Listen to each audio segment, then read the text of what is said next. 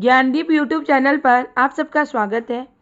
आज मैं आप सबको इस वीडियो में हिंदी साहित्य के भक्ति काल के कृष्ण भक्ति शाखा के महत्वपूर्ण टॉपिक अष्टछाप के बारे में बताऊंगी। अष्टछाप के कवियों को याद करने का ट्रिक, अष्टछाप के कवि उनकी रचनाओं पर भी चर्चा करेंगे। अष्टछाप से जो भी क्वेश्चन एग्जाम में पूछे जाते हैं वे सारे पॉइंट में डिटेल में समझा के कराऊंगी। तो आप सारे वीडियो को लास्ट तक जरूर देखिए। वीडियो पसंद आए तो वीडियो को लाइक से सब्सक्राइब करना ना भूलें। तो चलिए देखते हैं क्या है अष्टछाप। सबसे पहले हम लोग जान लेते हैं कि अष्टछाप के संस्थापक कौन है। तो अष्टछाप के संस्थापक कौन है, क्वेश्चन पूछा जाता है कि अष्टछाप के संस्थापक कौन है। अष्टछाप के संस्थापक कौन है? वल्लभाचार्य के पुत्र स्वामी विट्ठलनाथ ही क्या है, अष्टछाप के संस्थापक हैं। क्वेश्चन पूछा जाता है कि अष्टछाप के संस्थापक कौन है, तो विट्ठलनाथ जो कि वल्लभाचार्य के पुत्र हैं और अष्टछाप के क्या है, संस्थापक हैं। स्वामी विट्ठलनाथ ने अष्टछाप की स्थापना कब की थी? 1565 ईस्वी में की थी।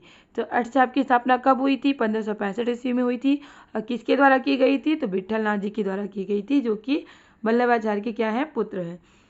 अष्टछाप जो है भक्ति काल के सगुण काव्यधारा के कृष्ण भक्ति शाखा से जुड़ा हुआ है। अष्टछाप का संबंध जो है वो भक्ति काल के सगुण काव्यधारा के कृष्ण भक्ति शाखा से जुड़ा है। भक्ति काल की दो काव्यधाराएं होती हैं, दो काव्यधाराएं हैं, एक सगुण काव्यधारा, एक निर्गुण काव्यधारा। तो सगुण काव्यधारा में दो शाखाएं हैं, एक कृष्ण भक्ति शाखा और दूसरा राम भक्ति शाखा। तो कृष्ण भक्ति शाखा का में क्या है, अष्टछाप का संबंध किससे है? कृष्ण भक्ति शाखा से है। अष्टछाप में कितने टोटल कवि हैं? 8 कवि हैं। नाम से ही समझ में आ रहा है, अष्ट मतलब 8।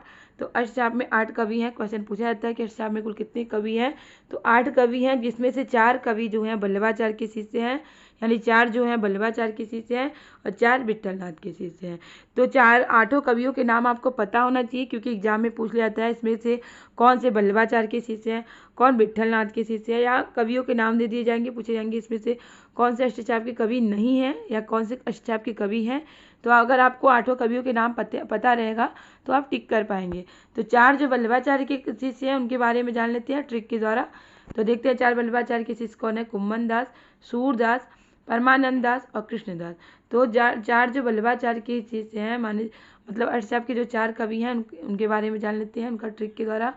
कुंभ सूर परम कृष्ण, कुंभ सूर परम कृष्ण, कुंभ से कुम्मन दास, सूर से सूरदास, परम से परमदास और कृष्ण से कृष्णदास।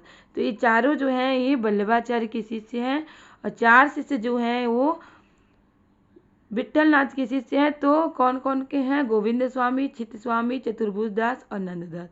तो इनको ट्रिक के द्वारा हम लोग कैसे याद रखेंगे? गोची चतुर नंद, गोची चतुर नंद, गो से गोविंद स्वामी, छी से चित्त स्वामी, चतुर से चतुर्भुज दास और नंद से नंददास। तो ये 4 जो हैं विट्ठलनाथ के शिष्य हैं और ऊपर में 4 जो हम चर्चा किए हैं ये वल्लभाचार्य के शिष्य हैं। तो टोटल कितने कवि हो गए? टोटल 8 कवि हो गए। तो 8 कवियों के नाम आपको याद रहने चाहिए। अष्टछाप के कवियों का काव्य विषय क्या था? मतलब अष्टछाप के कवि जो काव्य लिखते थे उनका विषय, मुख्य विषय क्या था? कृष्ण की लीला और कृष्ण का गान करना ही इनके काव्य का क्या था? विषय था। किसके? अष्टछाप के कवियों का। अष्टछाप के कवियों में भाषा के धनी कवि कौन कहे जाते हैं? सूरदास जो हैं अष्टछाप के कवियों में भाषा के धनी कवि कहे जाते हैं। तो ये इंपॉर्टेंट है, इसको नोट कर लीजिएगा। क्वेश्चन पूछा जाता है कि भाषा के धनी कवि कौन कहे जाते हैं? अष्टछाप के कवियों में सूरदास जो हैं वो भाषा के धनी कवि कहे जाते हैं। ये जितने भी पॉइंट है इस तरह से क्वेश्चन पूछे गए हैं। अष्टछाप के कवियों में सबसे प्रथम और सबसे ज्येष्ठ कौन है? तो सबसे प्रथम कवि कौन है? कुम्मन दास है। और सबसे ज्येष्ठ कवि कौन है? कुम्मन दास जो हैं थे, जो वो क्या थे? प्रथम कवि और ज्येष्ठ कवि थे। अष्टछाप में कवियों में सबसे कनिष्ठ कवि कौन है? नंददास। मतलब सबसे छोटे कौन है? नंददास। और सबसे ज्येष्ठ कौन है? कुम्मन दास है। अष्टछाप के कवियों में पिता पुत्र यानी कुम्मन दास और चतुर्भुज दास जो थे वे क्या थे? पिता पुत्र थे। कुम्मन दास जो थे चतुर्भुज दास जो थे कुम्मन दास के क्या थे? पुत्र थे। और कुम्मन दास जो थे चतुर्भुज दास के पिता थे। साहित्य रचना की उत्कृष्टता की दृष्टि से सबसे सर्वश्रेष्ठ कवि कौन माने जाते हैं? अगर साहित्य रचना की उत्कृष्टता की दृष्टि से देखा जाए तो सर्वश्रेष्ठ कवि कौन है? सूरदास है। और साहित्य रचना की उत्कृष्टता की दृष्टि से नंददास का स्थान जो है वो दूसरा है, मतलब सूरदास के बाद है। कृष्ण की संपूर्ण लीलाओं की रचना करने वाले प्रथम कवि कौन है? कृष्ण की संपूर्ण लीलाओं की रचना करने वाले प्रथम कवि कौन है? सूरदास है। सूरदास ऐसे कवि हैं जिन्होंने कृष्ण की संपूर्ण लीलाओं का वर्णन किया है, मतलब इनकी बाल्यावस्था से लेकर यौनावस्था तक की लीलाओं का इन्होंने वर्णन किया है। अष्टचाप के प्रथम कवि कौन है? कुम्भन दास। तो हमने ऊपर ही बताया है, क्वेश्चन पूछा गया है एग्जाम में। अष्टचाप के प्रथम कवि कुम्भन दास है। अष्टचाप के कवियों में वात्सल्य रस का सर्वश्रेष्ठ कवि कौन है? मोस्ट इंपॉर्टेंट है, इसे नोट कर लीजिएगा। वात्सल्य रस के सर्वश्रेष्ठ कवि कौन माने जाते हैं? सूरदास माने जाते हैं। अष्टचाप कवियों में कौन? सूरदास। अष्टचाप कवियों में उद्दंडता के कारण प्रसिद्ध कवि कौन है? उद्दंडता के कारण प्रसिद्ध कवि कौन है? चित्त स्वामी जो हैं उद्दंडता के कारण प्रसिद्ध कवि माने जाते हैं। परमानंद दास जो हैं अष्टचाप के ऐसे कवि हैं जिनका एक मनोहारी गान, युग लीला का एक पद था, जिनको सुनकर वल्लभाचार्य कई दिनों तक क्या थे? बेहोश थे। अष्टचाप की कवियों में सबसे काव्यशास्त्री कवि कौन है? अष्टचाप की कवियों में काव्यशास्त्री कवि कौन माने जाते हैं? नंददास जो हैं काव्यशास्त्री काव्य माने जाते हैं। इन्हें जड़िया कवि भी कहा जाता है। अष्टचाप के कवियों में संगीतज्ञ और गवय कवि कौन है? ऐसे कौन से कवि हैं जो संगीतज्ञ हैं अष्टचाप के कवियों में? तो गोविंद स्वामी जो हैं संगीतज्ञ हैं। गोविंद स्वामी का गान सुनने के लिए एक बार इनके यहाँ कौन आए थे? उपस्थित हुए थे तानसेन। अब अष्टचाप के जो कवि हैं, यहाँ पे अष्टचाप कर लीजिएगा, मिस प्रिंटिंग हो गया है। अष्टचाप के कवि, उनकी रचनाएं कौन कौन से हैं जान लेते हैं। कुम्भन दास। कुम्भन दास का जन्म कब हुआ था? 1468 ईस्वी में। कहाँ पे हुआ था? जमुनावती नामक स्थान पे हुआ था। इनका मृत्यु 1589 ईस्वी में हुआ था। कुम्भन दास अष्टचाप के प्रथम कवि और ज्येष्ठ कवि माने जाते हैं। एक क्या थे? वल्लभाचार्य के शिष्य थे। कौन? कुम्भन दास। इनके 7 पुत्र थे। सबसे छोटे पुत्र का नाम क्या था? चतुर्भुज दास थे, जो कि ये भी अष्टचाप के कवि थे। अकबर के सिकरी निमंत्रण पर इन्होंने जो पंक्ति कही थी, इंपॉर्टेंट पंक्ति से नोट कर लीजिएगा। अकबर ने जब इनको सिकरी में निमंत्रण दिया था, जिन्होंने क्या पंक्ति कही थी? संतन को कहाँ सिकरी सो काज, काम आवत जात पनैया टूटी, बिसर गयो हरि नाम। तो ये जो इनकी पंक्ति है, महत्वपूर्ण पंक्ति है। और इन्होंने पंक्ति कब कही थी? जब अकबर ने इन्हें सिकरी पर निमंत्रण दिया था। दूसरे कौन है? सूरदास। सूरदास का जन्म कब हुआ था? इनका जन्म 1478 ईस्वी में दिल्ली के सीही नामक स्थान पर हुआ था। मृत्यु कब हुआ था? 1583 में पारसपेली में हुआ था। सूरदास जो है कृष्णा से शाखा के प्रसिद्ध कवि, प्रतिनिधि कवि माने जाते हैं। इनके गुरु का नाम पूछ लिया जाता है। इनके गुरु का नाम है वल्लभाचार्य। और इनकी रचनाओं से भी क्वेश्चन बनते हैं। सूर सागर, साहित्य लहरी और सूर सरावली इनकी प्रसिद्ध रचना है। किसकी? सूरदास की। सूरदास को स्वामी विट्ठलनाथ जी ने क्या कहा था? पुष्टि मार्ग का जहाज कहा है। पुष्टि मार्ग का जहाज किसे कहा जाता है? सूरदास को कहा जाता है। और इन्हें पुष्टि मार्ग का जहाज किसने कहा है? तो विट्ठलनाथ जी ने इन्हें पुष्टि मार्ग का जहाज कहा है। सूरदास को वात्सल्य रस का सम्राट कहा जाता है। ये भी इम्पोर्टेंट पॉइंट है। वात्सल्य रस का सम्राट किसे कहा जाता है? सूरदास को वात्सल्य रस का सम्राट कहा जाता है। सूरदास कृष्ण भक्ति शाखा के प्रतिनिधि कवि थे। कौन? सूरदास। तो कृष्ण भक्ति शाखा के प्रतिनिधि कवि कौन थे? सूरदास।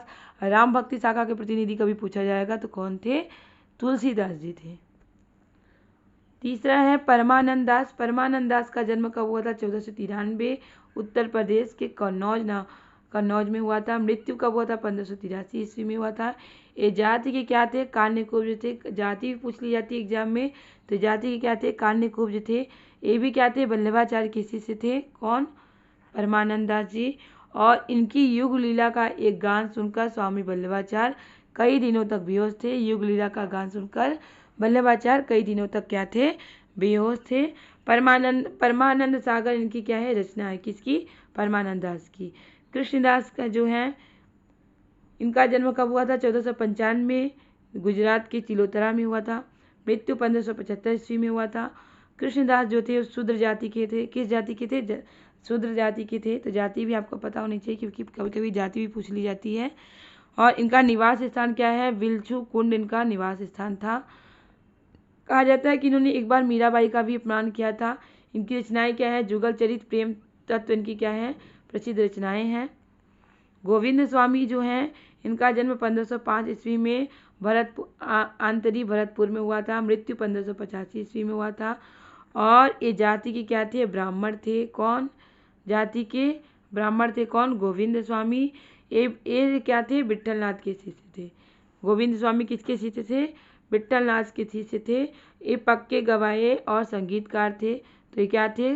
गोविंद स्वामी क्या थे? अष्टचाप के ऐसे कवि थे जो कि क्या थे? संगीतकार थे। और इनका संगीत सुनने के लिए एक बार इनके यहाँ कौन आया था? तानसेन आए थे इनके यहाँ। चित्त स्वामी, इनका जन्म 1501 ईस्वी में, मृत्यु 1585 ईस्वी में थे। ये माथुर चौबी जाति के थे। कौन? चित्त स्वामी जो थे माथुर चौबी जाति के थे। ये अष्टचाप के कवियों में उदंड के कवि के रूप में प्रसिद्ध है। अष्टचाप के कवियों में कौन उदंड के कवि के रूप में प्रसिद्ध हैं?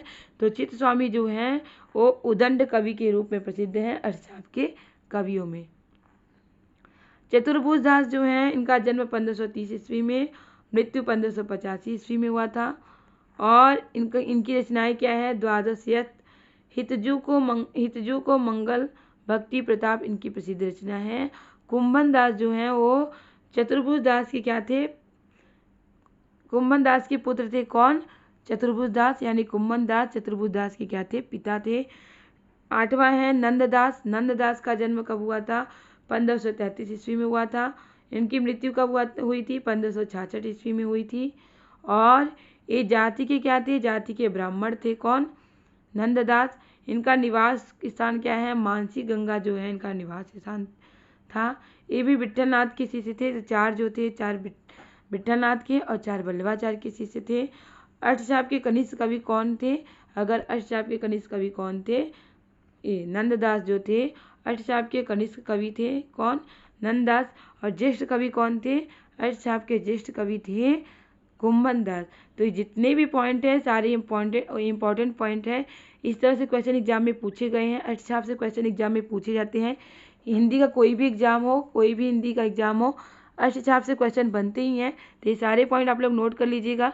अष्टचाप के कवि की उनकी रचनाओं से क्वेश्चन बनते हैं। अष्टचाप के कवि से जो भी इम्पोर्टेंट पॉइंट है सारे पॉइंट आप लोग नोट कर लीजिए, क्योंकि इस तरह से एग्जाम में क्वेश्चन पूछे जाते हैं।